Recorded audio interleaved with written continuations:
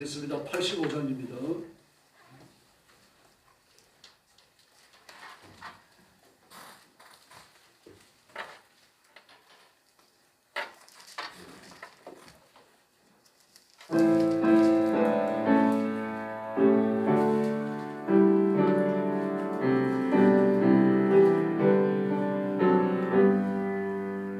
구주를 생각할 때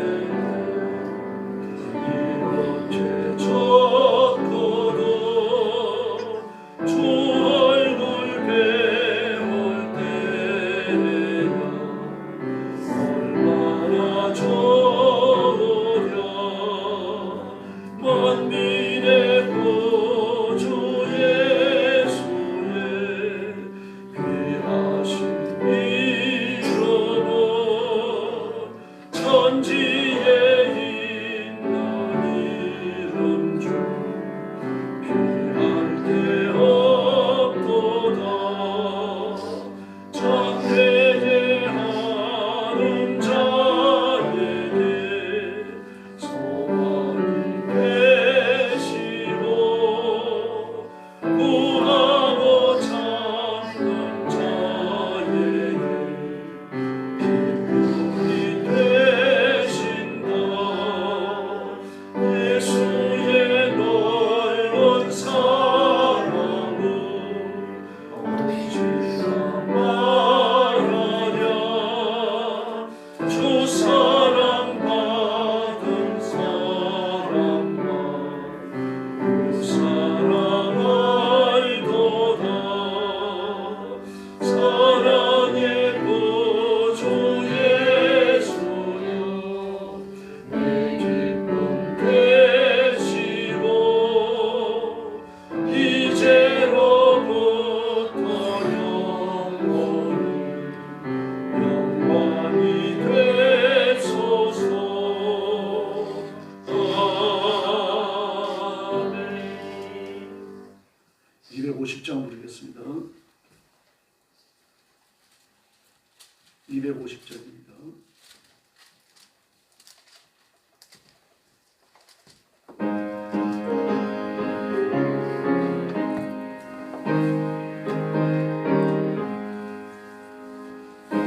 주의 십자가 보혈로 죄 씻음 받기를 원하네. 내 죄를 씻으신 주 이름 찬송합시다.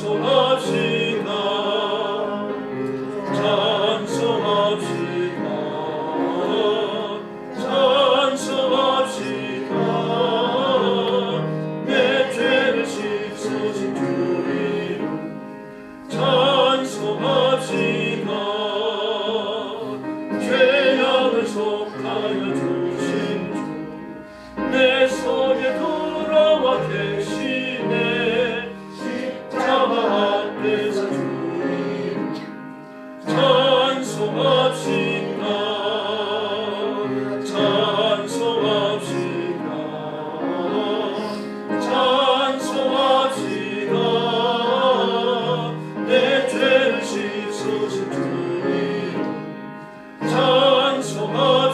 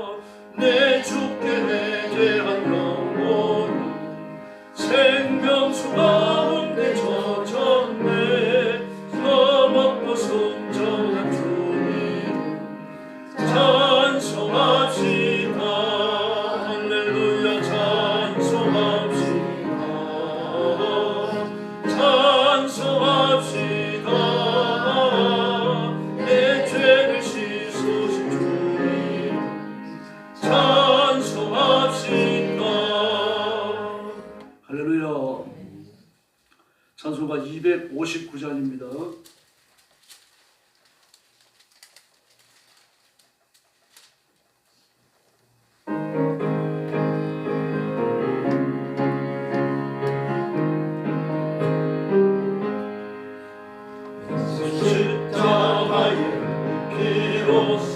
그대는 씻기려 있는가 더러운 죄이게 하는 능력을 그대는 참지 하는가 예수의 보혈로 그대는 씻기려 있는가 할렐루야 마음속에 여러 가지 죄악이 깨끗이 씻기려 있는가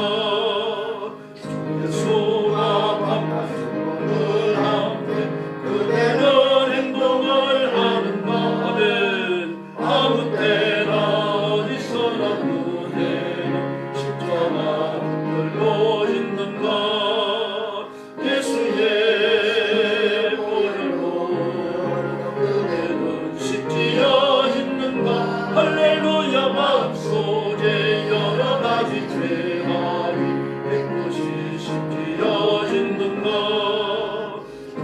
예수 다시 그대는 영접할 예복이 있는가 그대 몸은 거룩한 것 천국에 들어갈 준비가 됐는가 예수의 보혈로 그대는 씻기려 있는가 할렐루야 마음속에 여러 가지 죄악이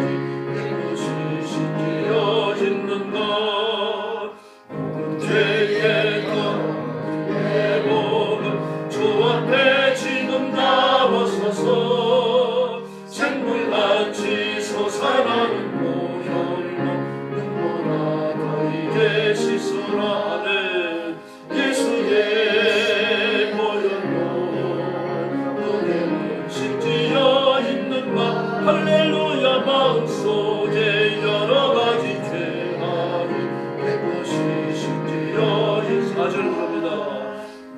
죄의 더러워진 예복을 주 앞에 지금 다 벗어서 생물같이 솟아나는 보혈로 눈보다 너희게 씻어라 예수의 보혈로 그대는 씻기려 있는가 할렐루야 마음속에 여러 가지 죄악이 깨끗이 씻기려 있는가 할렐루야.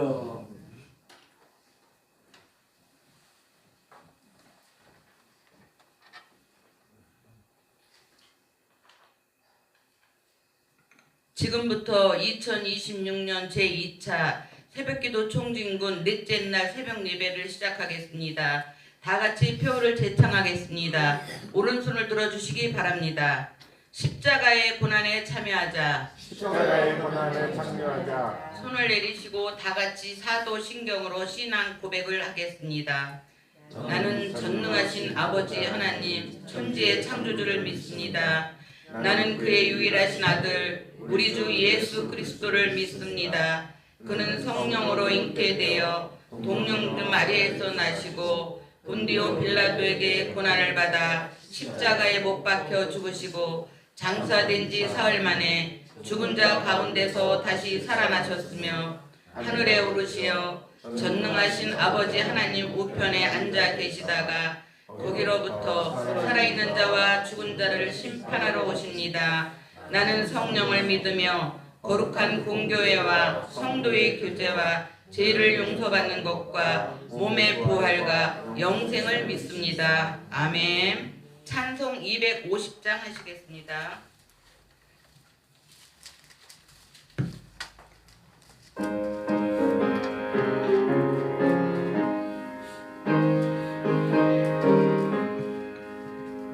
우주의 십자가 보혈로 제 씻음 받기를 원하네. 내 죄를 씻으신 주 이름 찬송합시다.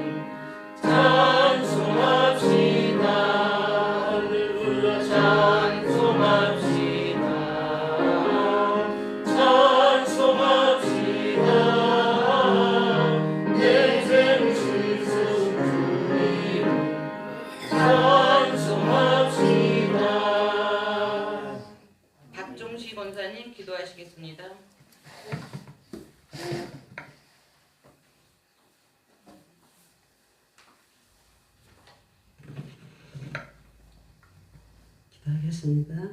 찬란하시고 거룩하신 하나님 아버지, 새벽 예배 총찍는 넷째 날 저희를 새벽잠에서 깨우쳐 주님 앞에 나오게 하심을 감사드립니다. 주님 부활의 기쁨을 기다리며 지나가는 이 고난의 기간 동안 주님의 십자가를 깊이 묵상하게 하시고 저희 삶 속에 있는 죄와 연약함을 돌아보게 하옵소서. 이 시간 우리의 마음을 낮추고 주님을 더 의지하는 믿음을 허락하여 주시고 십자가 사랑을 닮아가는 삶이 되게 하옵소서. 주님, 이 시간 사자 목사님 당위에 세우셨으니 말씀을 선포하실 때 아멘으로 응답하는 은혜의 시간이 되게 하옵소서. 이 모든 말씀 주님을 맡겨오며 예수님의 이름으로 기도드립니다. 아멘.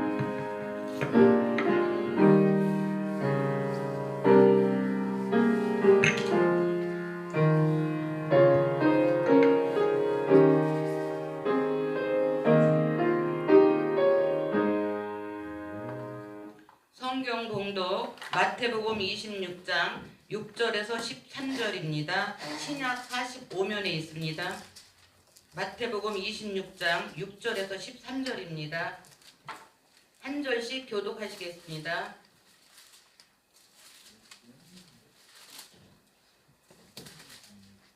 육 절 찾으셨으면 제가 읽겠습니다. 예수께서 베다니 나병 환자 시몬의 집에 계실 때에 한 여자가 귀중한 향유 식사하신 예수의 제자들이 보고 분개하여 이르되 무슨 의도로 이것을 허비하느냐. 이것을 비싼 것을 팔아 가난한 자들에게 주시옵소서. 예수께서 아시고 그들에게 이르시되 너희가 어찌하여 이 여자를 괴롭게 하느냐. 그게 내게 좋은 일을 하였느니라. 가난한 자는 항상 저와 함께 있거니와 나는 항상 함께 있게 하시나이다. 이 여자가 내 몸에 이 향유를 부은 것이 내 장례를 위하여 함이니라. 13절 다 같이 읽겠습니다. 내가 진실로 너희에게 이르노니 온 천하에 어디서든지 이 복음이 전파되는 곳에서는 이 여자가 행한 일도 말하며 그를 기억하리라 하시니라. 아멘. 이제 목사님께서 마리아의 헌신이라는 제목으로 설교해 주시겠습니다. 은혜의 시간이 되기를 바랍니다. 감사의 예물 드렸습니다. 기도하겠습니다. 자비로우신 아버지 하나님 감사합니다. 새벽예배 청중은 넷째 날 하나님 앞에 또 나와 엎드리게 하시고 새벽잠을 아끼고 헌신하며 주 앞에 예배하게 하시니 감사합니다. 이 시간 머리 숙인 성도들 주께서 이에 오른손을 얹어 안수하시며 복을 주시고 기도에 응답하시고 기적을 베풀어 주시옵소서. 빈손으로 오지 아니하고 예물 드리는 귀한 손길이 있습니다. 하나님께서 기쁨으로 받으시고 이 헌신에 만배로 갚아주시기를 원합니다. 온 가족이 믿음에 굳게 해서 예수 잘 믿고 복받게 하시고 믿음의 승리를 이루게 하여 주시옵소서. 물질의 장대함을 주시고 주님이 주시는 복을 받아 힘을 다하여 주를 섬기고 교회 앞에 봉사하고 주의 종들과 하나님께 앞에 온갖 충성을 다 바치는 귀한 성도, 귀한 가정 되게 하여 주옵시기를 원하옵나이다. 건강의 복을 주시고 남은 생일을 주 앞에 드려 힘써 충성하도록 하나님께서 역사해 주옵소서. 오늘 아침도 저희들이 말씀을 나눌 때 큰 은혜 주시기 원하옵고 예수님의 이름으로 간절히 기도 올리옵나이다. 아멘. 예수님이 십자가에 죽으시기 마지막 한 주간 목요일날 일어났던 일이 오늘 본문에 나오는 마리아의 헌신입니다. 오늘 1절의 말씀을 보면 예수께서 베다니 나병 환자 시몬의 집에 계실 때 한 여자가 매우 귀한 향료를 깨뜨리고 예수님의 머리에 부었다고 말하고 있습니다. 예수님 마지막 한 주간 지상에 계시는 동안 베다니에 있는 나사로의 집에 계셨죠. 그 나사로가 문둥이였다가 예수님께 고침을 받은 걸로 그렇게 우리가 추측할 수 있는데 정확하다고 봅니다. 그래서 예수님께서 주신 은혜를 평소에 못 잊죠. 잊을 수가 없지 않습니까? 나병 환자는 일단 죽은 사람과 같이 취급됩니다. 죽은 후에 지옥에 가고 살아있는 동안은 하나님의 성전에 절대 출입할 수 없습니다. 가족들 외에는 누구도 못 만나요. 스치기만 해도 부정이 옮아간다라고 생각했고요. 나병 환자가 손으로 만졌던 것은 어떤 것도 다른 사람이 터치할 수가 없습니다. 나병이 부정한 것이 옮겨간다라고 생각했는데 병의 전쟁보다도 나병이라는 자체가 종교적으로 이해됐어요. 영적으로 이해되는 겁니다. 하나님께 얼마나 큰 저주를 받았으면 저렇게 무서운 병까지 들었겠느냐. 도대체 무슨 흉악한 죄를 저질러가지고 저런 벌을 받았느냐 이런 생각을 합니다. 그러므로 그 부모가 죄를 지었든지 본인이 죄를 지었든지 그 흉악한 범죄 때문에 하나님의 저주를 받아 문둥병이 왔고 병이 있는 동안은 저주가 해결된 게 아니니까 성전에 일체 출입할 수가 없습니다. 그 성전에 들어가는 순간 성전이 부정해진다고 여겼고요. 성전에서 제사를 드릴 때, 번제를 드릴 때, 속죄제를 드릴 때 그가 들어오면 제사도 부정해진다고 본 겁니다. 그래서 일절 성전 출입이 금지되어졌고 그 성전의 바깥 울타리가 있습니다. 울타리 안쪽으로 정원이 조성되어져 있고 꽃밭도 조성됩니다. 그래서 그 성경에 보면 시온의 대로라고 나오죠. 시온의 대로. 성전으로 들어가는 가장 넓은 길을 말합니다. 그 시온의 대로 주변에는 장미가 만발을 하고 장미꽃이 그렇게 항상 피도록, 물론 뭐 추울 때는 안 피고 못 피우겠죠. 그때는요. 지금은 뭐 겨울에도 장미가 핀다고 합니다. 그렇게 장미가 아주 만발하도록 그렇게 장미꽃을 피워놓습니다. 그래서 시온의 대로를 향하여 성전에 들어갈 때 들어가며 나가며 항상 장미향을 기억하게 하는 거죠. 하나님의 성전이 이렇게 기분 좋은 곳이다. 하나님을 만나는 것은 이렇게 행복한 일이다. 그런 인상을 심어주기 위해서입니다. 아주 고도의 심리적 전술인데요. 그래서 그런 곳에 출입이 완전히 봉쇄되는 겁니다. 못 들어가요. 그러면 땅에서도 저주를 받았고 그런 사람은 죽어서도 지옥에 간다고 여겼습니다. 그러므로 저주받은 인간의 표상이 문둥병이에요. 나사로가 그 병을 앓고 있는 겁니다. 그러니 그 누이도 집안 식구들도 뭐 견딜 수 없는 거죠. 이 나병 환자만 터치해서 안 되는 게 아니라 나병 환자가 있는 집 식구들도 안 만납니다. 부정해졌다고 일단 간주를 하는 거죠. 뭐 가족 중에 나병 환자가 있으니까요. 그래서 역시 그 나병 환자뿐만 아니라 나병 환자가 있는 가정의 가족들도 기피적 존재예요. 그런데 그런 나병 환자가 예수님께 고침을 받습니다. 물론 성경에는 나사로가 예수님께 고침받는 이야기는 안 나와요. 그러나 그렇게 추측하는 겁니다. 왜 그렇습니까? 예수님이 그 마지막 한 주간을 나사로의 집에서 보내셔요. 그리고 극적인 대접을 합니다. 그러나 향료를 깨뜨려서 예수의 머리에 부었다. 이건 상상할 수 없는 환대예요. 그걸 부모에 대한 언급이 없죠. 그 삼남이가 결혼했다는 기사도 없습니다. 그 삼남이가 결혼하지 못한 것은 나병의 영향도 있을 겁니다. 그래서 지금 다 나왔잖아요. 고침받았거든요. 그런데도 불구하고 그 부모에 대한 기사가 없어요. 일찍 죽었다는 얘기입니다. 일찍 죽고 집안채 가지고서 삼남매가 살아가는데 마리아에게, 그 누이 마리아에게 이 향료 하나 값이 준비되어 있는 겁니다. 이걸 보면 그렇지만 가난한 사람은 아닙니다. 마르다에게도 있다고 봐야 됩니다. 왜냐고 하면은 그건 언니잖아요. 동생이 가졌다면 언니도 가진 거죠. 시집을 간다면 언니가 먼저 가는 겁니다. 그런데 그 어머니 아버지가 살아계실 때 이 두 딸들에게 향료 한옥 값씩을 준비해 줬다라고 하는 건요. 녹록치 않은 부자라는 얘기입니다.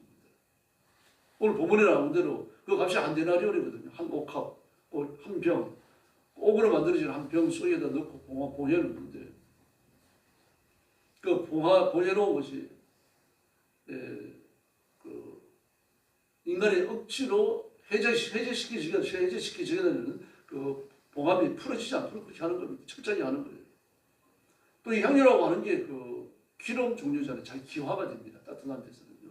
양이 줄어들게 되어 있는 거죠. 그러니까 이걸 방지를 해야 되니까 그 봉하는 것도 기술인 거죠. 그래서 꾹 눌러막아서는 안 돼요. 그럼 다 기화돼 버리고 말죠. 나중에 조금밖에 안 남고 시간이 지나가고는 완전히 없어질 수도 있는 거죠. 그 철저히 보여놓습니다. 근데 이걸 깨뜨려갖고 예수님의 머리에 부었어요. 그 값이 300데나리온입니다. 이 당시 일용직 근로자가 아침 6시에 일을 시작해서 저녁 6시까지 12시간 일을 하면 한 데나리온을 받습니다. 한 데나리온은요. 그 유대인들은 보통 한 가족을 6명 정도로 생각을 합니다. 4명에서 6명인데 주로 6명으로 생각을 해요. 부모하고 부부하고 자녀 둘 이렇게 보는 겁니다. 그게 기준이에요. 그래서 그 5명 내지 6명이 6월절에 양 한 마리 잡는 겁니다. 네, 그러면 그 6명이 하루 먹을 수 있는 밀이나 보리, 곡식을 사는데 필요한 돈이 한 데나리온이에요. 네, 그래서 12시간 일을 했을 경우 한 데나리온을 주는 겁니다. 근데 성경에 나오는 그 한 부자 포도원 주인을 보면요. 네, 아침 6시부터 일찍 나가가지고 사람들을 사서 포도원으로 들여보냅니다. 근데 저녁에까지요. 저녁 5시에도 일꾼을 사서 들여보냈어요. 그러고 나니까 그 사람 1시간 일을 하는 거죠. 그 전부 한 데나리온씩 주는 겁니다. 근데 그렇게 일꾼을 사서 들여보내는 건 두 가지 이유가 있는 겁니다. 그 포도의 질은요, 포도의 당도가 결정을 한다고 합니다. 포도의 당도가 적당하게 들어있어야죠. 지나치게 이게 많이 들어있게 되어지면 알코올이 오버해서 생기는 거죠. 알코올이 많이 생기면 당도가 변해가지고 이 당분이 변해가지고 포도 속에 들어있는 포도당 당분이 변해가지고 알코올이 되는 거기 때문에 오버해서 생기니까 맛에 영향을 준다 그래요. 덜 생기면요, 역시 포도주가 맛이 없어집니다. 그러므로 최고의 포도주 맛을 내기 위해 갖군요, 당도가 가장 적당할 때 따내는데, 그래서 하루에 다 추를 끝내는 게 가장 좋다는 겁니다. 그 떼약빛이 내리 쪼일 때거든요. 장박지를 언제 지키는 거 하면 10월 중순에 지킵니다. 그 10월 중순에 되어지면 건기가 끝날 때거든요. 그 건기가 막바지에 도달했을 때, 그때 포도를 수확하고 수확한 포도를 잘 갈무리를 했다가 그 장박절에, 초막절에 하나님 앞에 바치는 거거든요. 그러니까 1년 중 그 더위가 막바지 노염을 부릴 때, 가장 강하게 내려쫄 때, 그때 포도를 따는 겁니다. 물론 그 전에 따기도 합니다. 주로 그때 많이 수확을 하게 되는 거죠. 그러므로 포도를 추수하는 수확 시기요, 포도를 수확하는 시기는 그게 집중되어 있습니다. 그러니까 사람을 사가지고 들여보내야 되는데 일꾼이 그때는 딸릴 수밖에 없죠. 남자고 여자고 노인이고 어쨌든 사가지고 들여보내야 되는 겁니다. 그래야 가장 질 좋은 포도주를 만들어낼 수가 있고, 그거는 포도주의 가격과 바로 직결이 되어지니까. 그래서 포도 상태를 눈으로 보고 냄새를 맡아보고 포도를 따갖고 먹어보고, 감별사가 있습니다. 그때요. 돈 받고 하는 감별사가. 그래서 이 포도는 어디까지 출하해야 된다, 언제까지 출하해야 된다, 경계선을 지어주면 거기에 따라가지고 기민하게 주인을 움직여야 되는 거죠. 그래 최고의 포도 출하가 이루어지는 거죠. 그렇게 되어지고 나면은 그 포도를 감별하는 사람은 그냥 감정만 하는 게 아닙니다. 이 포도를 어디에 팔아야 될지 그 유통까지 연결을 해줘요. 그렇게 해서 이 포도값을 가급적 좋게 받게 만들어주는 겁니다. 그 당시만 하더라도 포도를 그 생산을 해가지고 이 수확을 하고 또 이 포도주를 만들어내는 게 우리가 생각하는 것처럼 쉽게 하는 게 아니었어요. 그때도 이미 복잡했습니다. 과정이. 그래서 그 적하에 이 포도를 따야 되는 그런 시점이 오고 요즘은 사람들을 사가지고 집중적으로 들여보내야 되니까요. 마지막에 1시간짜리 일꾼도 들여보내는 겁니다. 그런데 적시에 출하하기 위해서 이 첫 번째 이유죠. 그다음에 두 번째는요, 이 차별을 베푸는 겁니다. 지금요. 왜 그렇습니까? 1시간 일했는데 한 데나리온이에요. 사실은 한 데나리온에 12분의 1만 줘도 되잖아요. 1시간 일했으니까요. 그래서 감지덕지죠. 하루 공치는 것보다 낫지 않습니까? 근데 한 데나리온을 줘요. 근데 그 사람만 그랬던 건 아닙니다. 부자들은, 자비를 베푸는 사람들은 와서 2시간 일했더라도 3시간 일했더라도 한 데나리온을 줍니다. 왜 그렇습니까? 이건 그 사람의 일당을 주는 게 아닙니다. 가족을 먹여 살리기 위한 돈을 주는 거죠. 생명을 나누어주는 겁니다. 양식을 주는 거예요. 그 차비를 베푸는 겁니다. 이런 사람들은 칭송을 받습니다. 랍비들이라든지 제사장이라든지 이런 사람들의 이름을 기억하고 그 집 주변을 지나갈 때는 그 사람을 찾아가서 복을 빌어주고 그리고 지나가기도 하고 그 사람 이름을 칭송해주고 사회적으로 이렇게 이름을 드러내주는 거죠. 그 명예를 유지하기 위해서도 그런 식으로 자비를 베푸는 포도원 주인들이 있었던 겁니다. 네, 그렇게 해서 한 데나리온을 받아들이는데 이걸 300일 동안 먹지도 않고 마시지도 않고 그냥 그대로 저축을 해야만 이 형제 한 옥합을 살 수 있다는 얘기입니다. 그러니 이걸 2옥합을 준비해가지고 딸들에게 준 그 집은요, 그렇게 넉넉한 집은 아닙니다, 여러분. 그 어떤 사람이 먹지도 않고 마시지도 않고 안식일까지 일을 하면서 한 데나리온을 벌렸어요. 불가능한 일이죠. 그러면 1년 내내 쇠가 빠지게 일을 해봐야 향유 한 옥합을 못 사는 겁니다. 집에 관연한 딸이 있어가지고 10일을 보내야 되겠는데 막 그때부터 피눈물 나게 준비를 하면 몇 년에 걸쳐가지고 향유 한 옥합을 준비할 수 있겠죠. 그렇게 마련되는 겁니다. 이걸 깨뜨려갖고 예수님의 머리에 부었어요. 마리아로서 최고의 헌신을 드리는 겁니다. 이 시체말로 한때 그랬잖아요. 우리나라도요. 막 건축 붐이 일어나고 교회가 부쩍부쩍 일어날 때 집 팔아가지고 교회 드렸어요. 그리고 전세를 하고 전세 있는 사람은 빼가지고 전세 보증금 하나님 앞에 언급하고 그리고 월세로 하고 그랬다는 얘기입니다. 근데 그런 것에 해당되는 겁니다. 예수님 당시도 그러지 않았어요. 복음을 받아들이고 막 율법으로 억누르던 삶이 완전히 그냥 복음 안에서 부서져 버리는 거죠. 그대로 붙들고 있던 율법의 족쇄가 다 풀어지는 거 아니에요. 참된 자유를 맛보는 겁니다. 진리가 너희를 자유케 하리라 말씀하셨던 것처럼 율법의 족쇄에서 벗어나서 하나님의 은혜를 입고 말입니다. 진정한 자유를 느끼고 나니까 신세계가 펼쳐지지 않아요. 돈이 전부 다 있는데 악자까지 돈만 벌고 살아왔는데 돈으로 사는 세상이 아니라 하나님의 은혜로 사는 세상이 보이는 거 아닙니까? 그러니까 새로운 질서의 바람 쪽을 들여놓고 나니까 말입니다. 완전히 변해버리는 거예요. 그래서 집을 팔고 밭을 정리해갖고 하나님 앞에 바쳤던 겁니다. 어떤 사람은 다 바치기도 했고 어떤 사람은 생활비를 제외하고 바치기도 하고 또 큰 집을 갖고 있던 사람은 그 팔아가지고 작은 집으로 이사가고 나머지를 바치기도 하고 다양했을 겁니다. 얼마든지 추측할 수 있는 거죠. 근데 그런 일들이 벌어지는데 옥합을 바치는 것도 마찬가지입니다. 근데 부모님이 안 계셔요. 더구나 이 당시에 여자들이 직업을 가지고 돈을 번다. 이거 상상도 못합니다. 이분들이 대단히 미안합니다. 이 당시에 젊은 여자들이 돈 버는 방법 하나밖에 없어요. 매출이에요. 아니면 농사철이 튀어져갖고 가서 품앗이 하는 겁니다. 그럼 1년 내내 농사철입니까? 아니잖아요. 이 보리 추수, 밀 추수도 며칠에 걸쳐서 합니까? 50일에 걸쳐서 해요. 끝나버리는 겁니다. 이 과일 추수를 좀 오래 합니다. 과일이 여러 가지잖아요. 포도가 있죠, 무화과가 있죠. 해라도 추수하는 거죠. 해라는 열매가 안 맺힙니다만 해라는 염색 재료거든요. 여러분이 염색약 보시면 사시면은 가만히 보세요. 해라가 들어가 있어요. 지금도 해라를 씁니다. 염색약으로요. 머리 염색약에 해라를 써요. 그 농사는 굉장히 오래된 겁니다. 더구나 그 당시에는 머리 염색하는데 해라를 쓴 게 아니라 아주 고급 옷을 그 물들이기 위해 가지고 해라를 사용했던 겁니다. 그러면 해라를 비싼 값에 팔렸어요. 해라 농사를 막 포도원처럼 넓게 지면 굉장한 부자입니다. 그런 것들도 해라도요. 이 과일 추수와 비슷한 시기에 추수가 되어집니다. 대추야자 따내야죠. 가난한 사람들 쥐엄 열매까지 따놓습니다. 나 이렇게까지 하는데 이게 뭐 단기간에 걸쳐갖고 추수가 다 끝나는 건 아니고요. 저런 이것도 한 50일 내지 한 달에서 50일 정도 걸쳐가지고 과일 추수가 종류별로 이루어지거든요. 그러니까 뭐 추수하는 장소에 가서 품앗이를 한다 그래봐야 1년 내내 길게 잡아봐야 3달밖에 안 돼요. 나머지는 뭐 할 겁니까? 할 게 없어요, 여자들은. 그런데 한 옥합을 가지고 있다는 얘기입니다. 그러면 이걸 깨뜨린다고 하는 건요. 이 사람들이 자꾸 인생을 깨는 것과 똑같은 거예요. 그걸 주님의 물에 부었던 거예요. 이걸 헌신의 가치로 보지 않았죠. 돈의 가치로 봤어요. 가는 주다. 오늘 본문에 보면 뭐라고 말합니까? 이런 표현들을 주의 있게 보셔야 돼요. 8절에 보세요. 제자들이 보고 제자들이라고 했죠. 제자들. 그 저는 가는 주다를 아주 비상한 사람으로 봐요. 리더십이 굉장히 뛰어난 사람입니다. 지금. 물론 그 배우에는 마귀가 아주 강력히 역사하고 있어요. 그 옥합을 깨뜨리고 예수님의 머리에 붙는 짧은 시간 아닙니까? 그게 10분을 했겠어요? 20분을 했겠어요? 1시간을 걸렸겠어요? 그 짧은 시간에 몇 마디 말로서 제자 11명이 마음을 확 휘어잡아 버렸어요. 이게 가늠유다의 능력입니다. 예수님도 그 능력을 보시고 이 회개를 맡긴 거예요. 그래가지고 11제자를 자기의 불편에 다 끌어들여 버립니다. 요한복음 12장에 똑같은 기사가 또 한 번 나오죠. 거기에도 마찬가지로 같은 일을 기록해요. 그리고 전부 다 이미 대빨에 나와갖고 말입니다. 저걸 300데나리온에 팔아갖고 가난한 사람에게 나누어주면 이게 6월절 며칠 안 남았잖아요.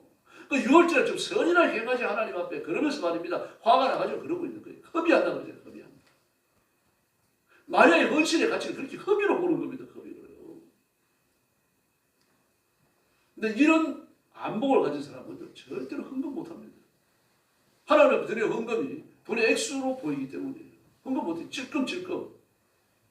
주인 헌금을 하겠죠. 여러분들 집 사고 팔 때, 집 사고 팔면 차이 생기잖아요. 거기에 이제 11조 하셔요? 해야 돼요, 여러분. 액수가 커지니까 못하잖아요. 여러분 월 수입이 뭐 100만 원, 200만 원, 300만 원, 400만 원 되니까 11조 하시죠. 연봉이 2억, 3억 되는데 하시겠어요? 할 수 있는 믿음을 가지시길 바랍니다. 돈은 액수가 아니에요, 여러분. 은혜입니다, 은혜. 그게 물질이 은혜로 보이면 11조가, 돈 액수가 얼마가 되더라도 11조 할 수 있어요. 그 돈이 은혜로 보이지 않고 액수로 보이는 순간에 11조 못합니다. 지금 마리아는 그게 액수로 보이는 게 300데나리온으로 보이는 게 아니에요. 은혜로 보이는 겁니다, 지금요. 은혜로 보이기 때문에 그걸 깨뜨려갖고 예수님 머리에 붓는 겁니다. 그래서 제자들은요, 그걸 돈으로 보는 거잖아요. 액수로 보는 거예요. 오늘 시간이 완전히 다르죠. 한쪽은 영적으로 받고 하나님의 판단력 안에서 받고 그 하나님께서 베푸시는 능력과 권능의 질서 위에 서 있고 하나는 마귀의 질서 위에서 돈을 단순히 액수로만 보는 거예요. 이런 일이 벌어지는 겁니다. 그래서 마리아의 헌신은 지금 생명을 바치는 거예요. 자기 남은 인생을 깨는 겁니다. 시집 갈 때 뭘 사용할 겁니까 지금요. 지금 관연한 천원 처녀들이고 혼담이 들어오면 시집 가야 돼요. 그때 쓸 수 있는 유일한 돈이 그거밖에 없잖아요. 근데 그걸 깨뜨렸어요. 남은 인생을 깬 겁니다. 지금. 예수님이 그 헌신을 기쁘게 받으신 줄을 믿습니다. 듣기 싫어도 아멘 하셔야 돼요. 근데 예수님께서는 나 그렇게 불평을 해야 되니까 다 아셔요. 그렇게 말 조심해야 됩니다. 이런 소리를 막 큰 소리에 얘기했습니까? 소곤소곤 했을 거 아니에요. 예수님이 다 들으셨어요. 귀도 맑으시죠. 뭐 마음까지 읽어내시는데 뭐 이렇게 쏘버리고 못 들으시겠어요. 그러면서만 야단을 치십니다. 그만해라. 지금 마리아는 내 장례를 준비하는 거다. 허비하는 게 아니다. 내 장례를 위해서 최고의 헌신을 쏟아붓고 있다. 왜 이걸 돈으로 버느냐. 지금 보험이 전파되는데 마리아의 헌신도 같이 전파된다. 지금 누구한테 얘기하는 겁니까? 제자들이 아니에요. 여러분 가룟 유다입니다. 가룟 유다예요. 내일 모레 가룟 유다는 예수님을 배신하잖아요. 예수님을 배신하면 어떻게 되어집니까? 은삼시에 예수님을 팔아 넘겨요. 다시 말해서 복음이 전파되는 곳에 마리아의 헌신도 전파되지만 가룟 유다의 배신도 같이 전파되는 겁니다.